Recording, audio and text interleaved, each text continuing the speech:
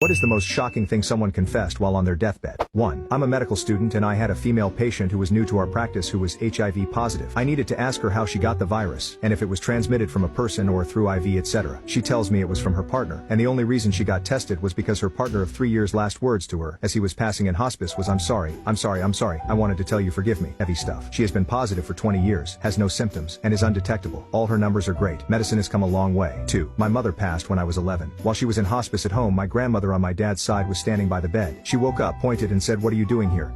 I never liked you."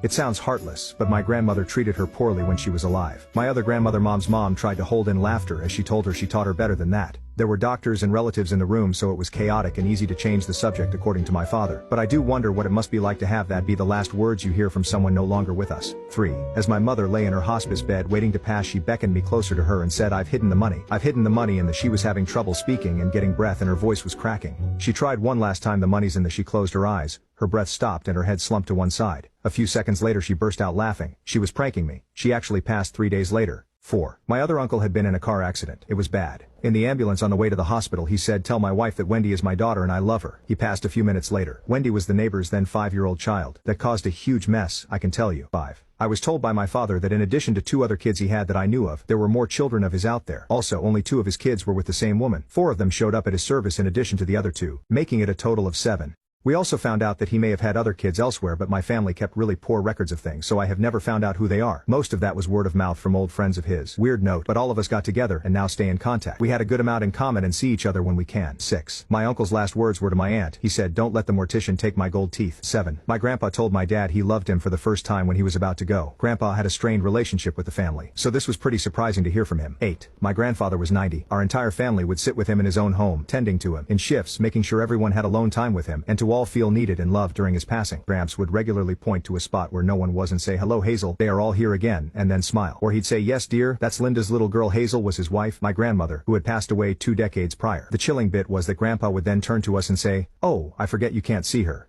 9. My husband's aunt confessed to him on her deathbed that she spiced her tacos with Kroger brand taco seasoning. He's still a little shocked about it sometimes.